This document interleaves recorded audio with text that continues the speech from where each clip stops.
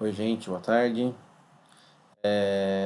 Então, vem aqui nosso último videozinho de hoje de biologia marinha. Falar para vocês um pouquinho sobre características físico-químicas da água do mar, né? E a sua composição e como é a dinâmica das águas oceânicas no nosso planeta. Eu vou fazer em duas partes. Uma primeira parte eu vou falar sobre a distribuição dos sais e origem dos sais presente na água. Mais também eu vou falar um pouquinho sobre a distribuição de calor e depois eu vou falar um pouquinho sobre os movimentos das águas, correntes marítimas, ondas e marés, tá? Estou iniciando aqui. A composição dos nossos oceanos, lembrando que eles cobrem em torno de 70% da nossa superfície, tem ali um montão de elementos químicos que compõem essa água, né? H2O pura, a gente já sabe, né? Sendo que se a gente evaporar 1 quilo de água, 35 gramas do que compunha aquele quilo de água era compostos por sais, o restante era feito de água pura, né? Então é uma porcentagem relativamente alta de, de sais que compõem. E de onde vem esse sal? De onde vem o sal que compõe as nossas massas oceânicas, né? Lembrando que a composição do sal basicamente é de cloro e sódio, é os dois componentes mais importantes, que é o que compõe, por exemplo, o cloreto de sódio, que é o sal de cozinha, esse sal que a gente usa na cozinha. Mas não é só isso, existem outros componentes importantes também, por exemplo, os sulfatos, o magnésio, cálcio, mas de longe os dois mais importantes e mais representativos são o cloro e o sódio, né? Esse gráfico aqui representa bem, né? Magnésio, cálcio, potássio, bicarbonato, outros oligoelementos, né? Que aparecem numa concentração ainda menor do que esses que eu mencionei aqui. Bom, o sal basicamente tem duas fontes principais. A primeira delas e mais importante é da decomposição das rochas do continente.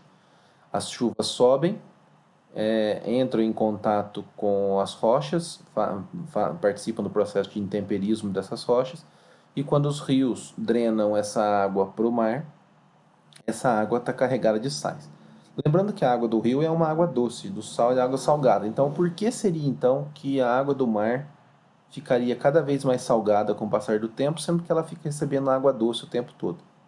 Porque quando o mar evapora, quando a água do mar evapora, criando nuvens de chuvas que vão chover no continente e formar os rios, elas não carregam o sal, então elas ficam concentrando o sal ao longo das eras, né? Então os nossos oceanos estão ficando cada vez mais salgados com o passar do tempo. Uma outra fonte importante de sais, principalmente daqueles sulfetos, né, e de cloro, cloretos, etc., são erupções vulcânicas que trazem do interior da Terra, do nosso manto, nossa parte da nossa crosta, trazem um pouco desses sais para os nossos oceanos. Pois bem, a gente sabe também que a salinidade do oceano não é uma coisa constante, homogênea nos nossos oceanos. A gente tem regiões com mais e regiões com menos sais. Quando a gente pega a região próxima aos trópicos, a gente percebe que a salinidade é mais elevada. Nesse mapa, ela mostra aqui, né?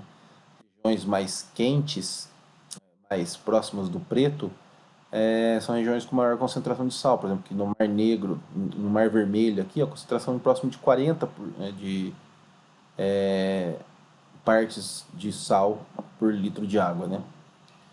Em compensação, regiões mais próximas aos polos têm uma quantidade bem menor de concentração de sal. Então a gente tem concentrações diferentes e nos polos costumam estar mais concentrados. Isso porque nos polos é a região onde acontece maior quantidade de evaporação, por conta da incidência de luz solar também.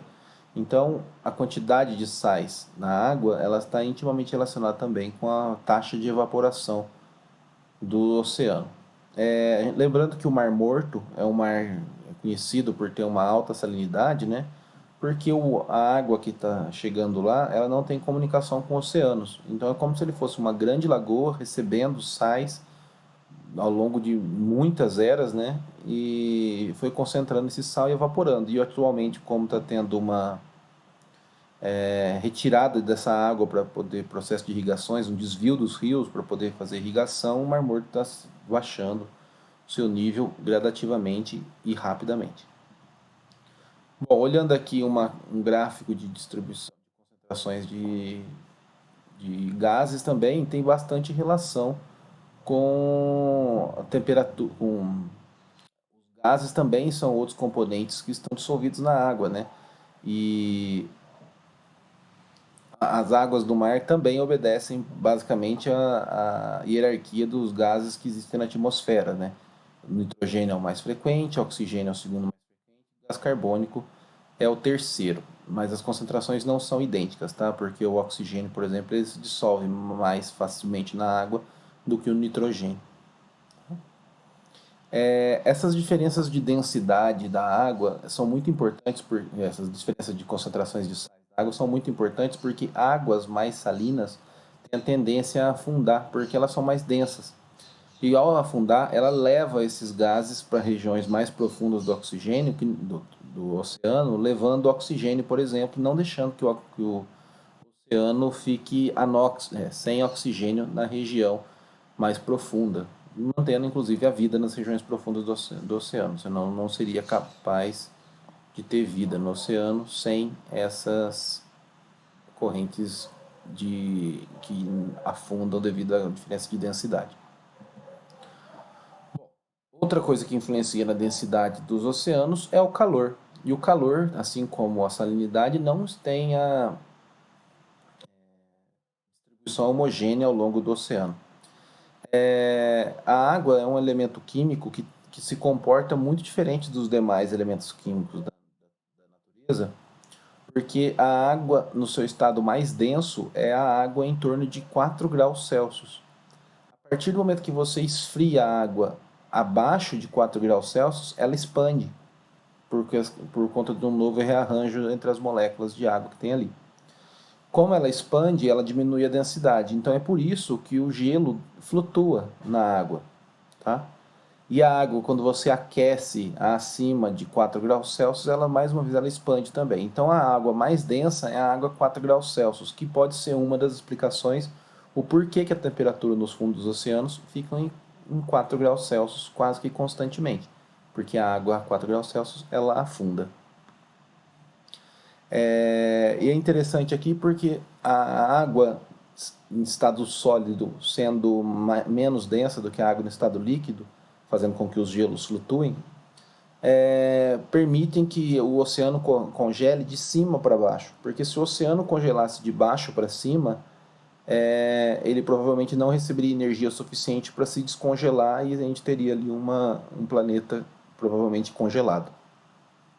Outra característica importante é que esse comportamento da água de não congelar abaixo de 4 graus Celsius, ser muito densa abaixo de 4 graus, até 4 graus Celsius, faz com que se você comprimir moléculas de água, ao invés de ela solidificar, como acontece com outros elementos, ela vai expandir. Se você comprime, ela não vai expandir. Você comprime ela não vai conseguir expandir para virar gelo. Então, uma água em alta pressão, ela não vira sólido. Pelo contrário, se você pressionar o gelo, ele vira líquido, tá? Então, esse comportamento faz com que as águas no fundo do oceano não se congelem devido à grande pressão que existe lá. O calor, né? A água é um elemento muito interessante porque ela tem um calor específico muito elevado, então ela tem grande dificuldade de troca de calor. E por isso ela é como um isolante térmico. Isso faz com que o clima no nosso planeta seja mais ou menos homogêneo. O Sol fica irradiando calor nossos oceanos ao longo do dia e durante a noite nossos oceanos irradiam calor. Irradia o tempo todo, né? Mas durante a noite só fica irradiando calor para o espaço novamente. Mas como a água tem dificuldade de trocar esse calor, ela não irradia muito ao longo da noite e não recebe muito ao longo do dia. Então faz que nossa temperatura no planeta fique mais ou menos homogênea por conta disso, tá? Mais ou menos constante por conta disso. Então a água é um isolante térmico muito importante.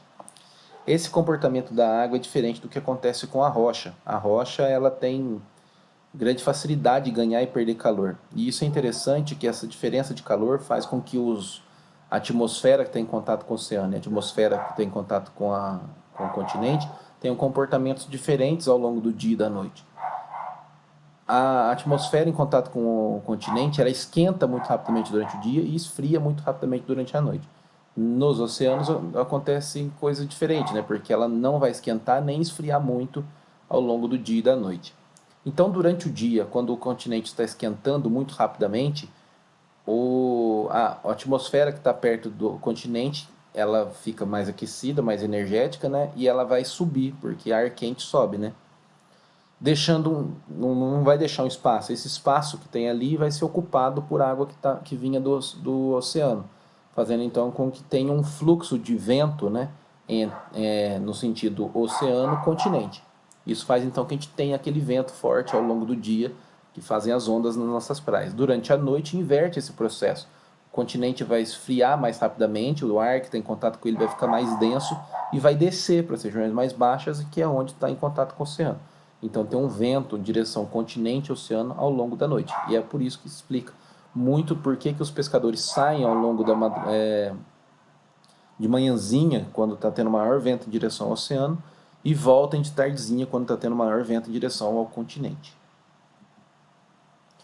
O calor também, ele não se distribui no perfil da água, no perfil de profundidade da água do oceano. Em torno de 200 metros, quando a luz do Sol consegue penetrar com quase todos os seus espectros de luz no oceano, as moléculas de água são energizadas pelo Sol. Então ele mantém uma temperatura mais ou menos em torno de 20 graus, desde a superfície até 200 metros mais ou menos. A partir daí, a partir de 200 metros, poucos raios de luz conseguem atravessar, principalmente aqueles que carregam maior quantidade de energia térmica, como o infravermelho, o vermelho e tudo mais. Então, para baixo dessa profundidade, o mundo fica meio azulado, meio esverdeado, porque essas luzes em tons de vermelho mais quentes, tons quentes, elas não conseguem penetrar. Então, existe um período uma região de profundidade da água entre 200 e 1000 metros que a gente tem uma grande termóclina. Lembrando que termóclina é essa grande oscilação de temperatura de acordo com a profundidade da água. Até 1000 metros. A partir de 1000 metros é o mundo da escuridão, né?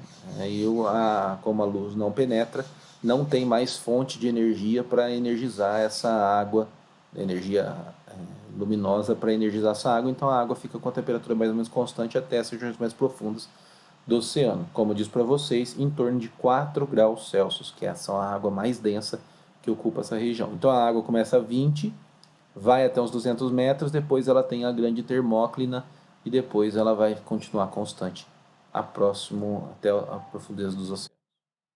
Quando a gente olha a distribuição horizontal da temperatura na água, a gente percebe que a região do Equador, equatorial, é a região mais quente. Isso muito por conta do ângulo de incidência da luz do Sol, que absorve melhor a água quando ela bate perpendicular à superfície. Se ela bate meio inclinada, reflete muito e a temperatura é mandada ao espaço.